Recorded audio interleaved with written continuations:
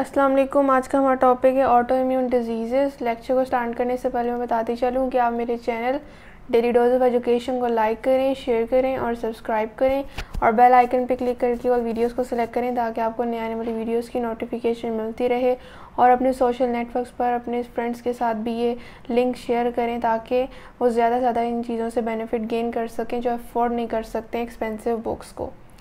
तो हमने अभी रिसेंटली इम्यूनाइजेशन को डिस्कस किया है कि वो क्या प्रोसीजर है, उसकी क्या टाइप्स हैं और उनकी सब टाइप्स भी क्या हैं, उनको हमने एग्जांपल्स भी देखी। अब हम ऑटो इम्यून डिजीज़ देख रहे हैं जो कि एक डिज़ीज़ जो है वो है हमारे बॉडी में इम्यून सिस्टम से रिलेटेड। ये एक ऐसी कंडीशन है in which the body's own immune system mistakenly attacks on its own body cells. यहाँ पर इम्यून सिस्टम में कोई फॉल्ट आता है, कोई डिफेक्ट आता है कि वो मिस्टेकनली अपने ही बॉडी सेल्स को किल करना स्टार्ट कर देता है। ये कंडीशन हमारे पास क्यों है? अब इम्यून सिस्टम जो है वो फेल हो जाता है जिस कंडीशन में एंटीजन को रिस्पॉन्स क्रिएट करने के लिए, तो उसे हम टॉलरेंस कहते हैं। आज का हमारा सारा टॉपिक जिस पे बेस्ड है वो टॉलरेंस है। अब हमारे पास ऑटो इम्यून डिजीज़ वो हैं जिसमें हमारी बॉडीज़ के ओन सेल जो हैं वो डिस्ट्रॉय होना स्टार्ट हो जाते हैं by the fault of immune system.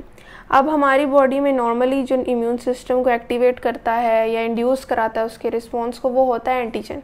Antigen body में आता है, मैंने ये बात पहले भी डिस्कस की हुई है, हमने जब टाइप्स को डिस्कस किया था इम्यूनिटी के, तो दोनों टाइप्स में हमने देखा था ह्यूमरल हो या सेलुलर इम्यूनिटी हो, दोनों में एंटीजन ही इंड्यूस करा रहा था उस सारे प्रोसेस को, यानी कि इम्यून रिस्पॉन्स को। तो नॉर्मली हमारी बॉडी में इम्यून सिस्टम जो एक्टिवेट होता है या इंड्यूस होता है उस इम्यून रेजिस्टेंस, वो होती है एंटीजन के थ्रू। जिस कंडीशन में हमारा इम्यून सिस्टम एक एंटीजन को रिस्पॉन्स उसके अगेंस्ट क्रिएट ना कर पाए, फेल हो जाए, उस कंडीशन को हम टॉलरेंस कहते हैं। बॉडी की टॉलरेंस हमारे पास जो है वो किस तरह से आती है? जब वो किसी एंटीजन को उसके अगेंस्ट कोई रिस्पॉन्स क्रिएट नहीं करता है immune system. Normally body has tolerance against it's on self antigens. Body में एक अपनी भी टॉलरेंस होती है, और वो किस चीज़ के लिए होती है? मतलब टॉलरेंस यही कि उस चीज़ को बर्दाश्त कर लेना, रेजिस्टेंस को कहते हैं टॉलरेंस। वो होती है बॉडी में फॉर द सेल्फ एंटीजन्स। हमने ऑटो और सेल्फ एंटीजन्स को डिस्कस किया था एक सेपरेट लेक्चर में, जिसमें हमने एंटीजन और उसकी टाइप्स को डिस्कस किया था।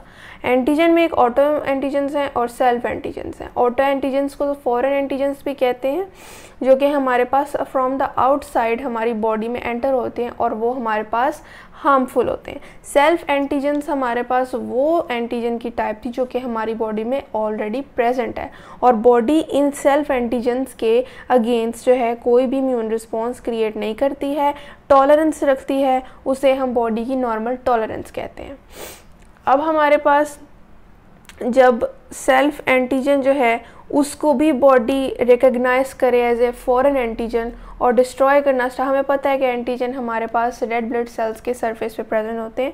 ये हमारे पास बाइकनकेव शेप है रेड ब्लड सेल की, और उसकी सरफेस पे हमारे पास एंटीजन प्रेजेंट है। अगर हमारे पास ब्लड ग्रुप ए है तो रेड ब्लड सेल ए ग्रुप कि वो हमारे पास सरफेस पे ए एंटीजन ही प्रेजेंट होंगे, और उससे opposite antigens present, antibodies present होंगी, यानी कि बी एंटीबॉडीज़। तो ये भी हम डिस्कस काफ़ी कर चुके हैं ब्लड ग्रुप्स को। तो सेल्फ एंटीजन्स के भी अगेंस्ट जब बॉडी टॉलरेंस उसकी डिक्रीज़ हो जाती है और वो अपने सेल्फ एंटीजन्स को भी रिकग्नाइज नहीं कर पाती और उनके अगेंस्ट इम्यून रिस्पॉन्स क्रिएट करना शुरू कर देती है, तो उस केस में बॉडी की टॉलरेंस जो है वो डिक्रीज़ हो जाती है और हमारी बॉडी अपने ही सेल्स को डिस्ट्रॉय करना स्टार्ट कर देती है, और इवेंचुअली ऑटो इम्यून डिजीज़ जो हैं वो हमारे पास एक्वायर्ड हो जाती हैं। बहुत सी ऑटो इम्यून डिजीज़ हैं जिसमें हमारे पास इंसुलिन डिपेंडेंट डायबिटीज़ मेलाइटस है जो हमारे पास चाइल्डहुड में कॉमन है, और HLA लिंक्ड ऑटो इम्यूनिटी है। हम इसे पढ़ेंगे HLA इम्यूनिटी जो है उसके साथ ऑटो इम्यून डिजीज़ का क्या लिंक्ड है, और बहुत सी हमारे पास ऑटो इम्यून डिजीज़ जो हैं वो HLA लिंक्ड भी हैं।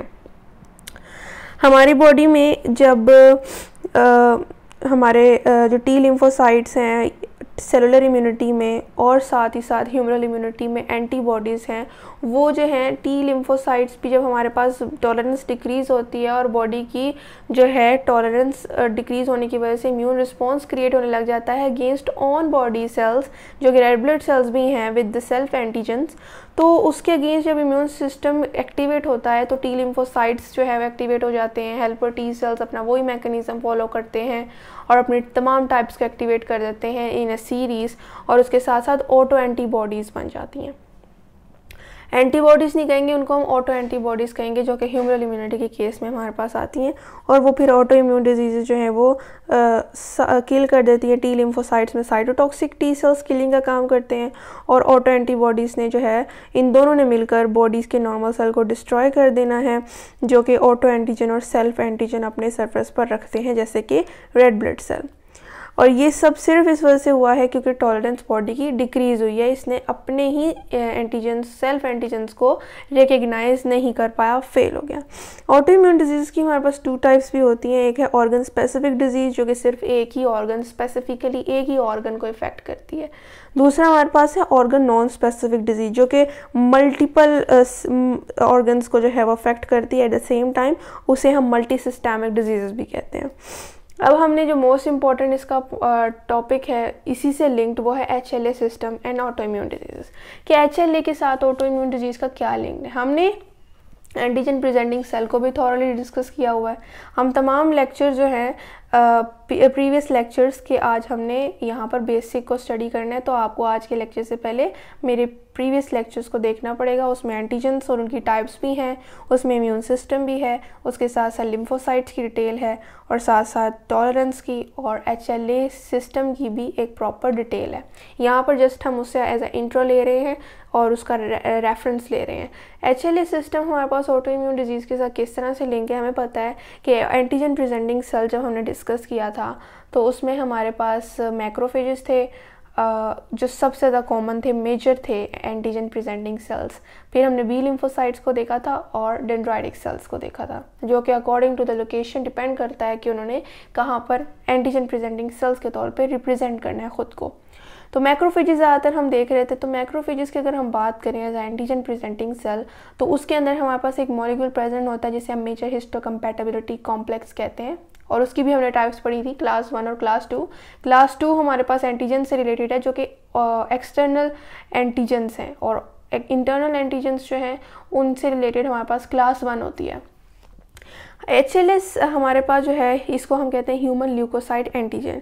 ये हमारे पास प्रोडक्ट है हमारे पास मेजर हिस्टोकम्पैटिबिलिटी कॉम्प्लेक्स क्लास 2 का, और ये ग्रुप ऑफ जीन है, एक स्मॉल मॉलिक्यूल है जीन के ग्रुप का, जो कि 6 क्रोमोसोम की आर्म पर प्रेजेंट होता है। ये इसका बॉडी में रोल है कि ये इम्यून सिस्टम को मॉनिटर करता है हमारी बॉडी में।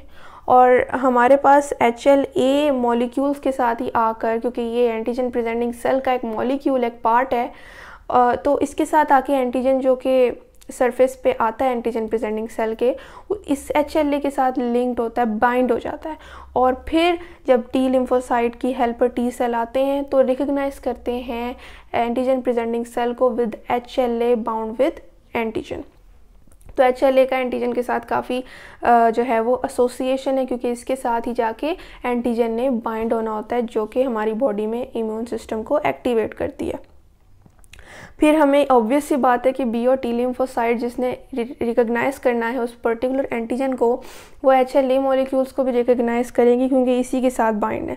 तो इस तरह से हमारे पास HLA मॉलिक्यूल्स को हम कहते हैं एंटीजन्स, ह्यूमन ल्यूकोसाइट एंटीजन। इसीलिए इनको नाम में भी हमने एंटीजन जो है इनका नाम एंटीजन इनके नाम में आता है। उसके साथ साथ एंटीबॉडीज़ जो हैं वो टिश्यूज़ के अगेंस्ट जो है बनना शुरू हो जाती हैं, जो कि HLA पोजेस करती हैं, और जो कि ऑटो इम्यून डिजीज़ की तरफ ये इवेंचुअली केस जाता है। और बहुत सी ऑटो इम्यून डिजीज़ जो हैं HLA लिंक्ड हैं। बात यहाँ पर यह है कि HLA क्योंकि एंटीजन के साथ बाइंड होता है, जिसको रिकग्नाइज करते हैं बी और टी लिम्फोसाइट्स, तो फिर बी और T lymphocytes cytotoxic cells in case of T lymphocytes, और बी लिम्फोसाइट्स के केस में एंटीबॉडीज़ उन टिश्यूज़ के अगेंस्ट डायरेक्ट हो जाती हैं जिनमें HLA प्रेजेंट होता है। इनको एज ए एंटीजन जो है कंसीडर कर लेती हैं, जिसकी वजह से ऑटो इम्यून डिजीज़ क्रिएट हो जाती हैं, बॉडी के अपने टिश्यूज़ की किलिंग स्टार्ट हो जाती है। By antibodies in B immunity and by cytotoxic cells in T immunity या सेलुलर इम्यूनिटी। तो बहुत सी डिजीज़ हमारे पास एक्चुअली लिंक्ड होती हैं, जिनमें इंसुलिन डिपेंडेंट डायबिटीज़ मेलाइटस जो है, जो चाइल्डहुड में कॉमन है, वो हमारे पास एक्चुअली लिंक्ड है। और उसके साथ साथ हमारे पास जो दूसरी ऑटो इम्यून डिजीज़ की कॉमन एग्जांपल्स हैं, उसमें माइस्थीनिया ग्रेविस आता है, ग्रेव्स डिजीज़ है, रूमेटॉइड आर्थराइटिस है, ये सारी हमारे पास एग्जांपल्स ऑटो इम्यून डिजीज़ की हैं। तो आई होप आपको आज की लेक्चर की समझ आई होगी। अगर कोई क्वेश्चन हो तो आप कमेंट में ज़रूर पूछें। मैं फिर बताती चलूँ कि आप मेरे channel daily dose of education को लाइक करें, शेयर करें और सब्सक्राइब करें, और बेल आइकन पर क्लिक करके ऑल वीडियोज़ को सेलेक्ट करें, ताकि आपको नए आने वाली वीडियोज़ की नोटिफिकेशन मिलती रहे। शुक्रिया। अल्लाह हाफ़िज़।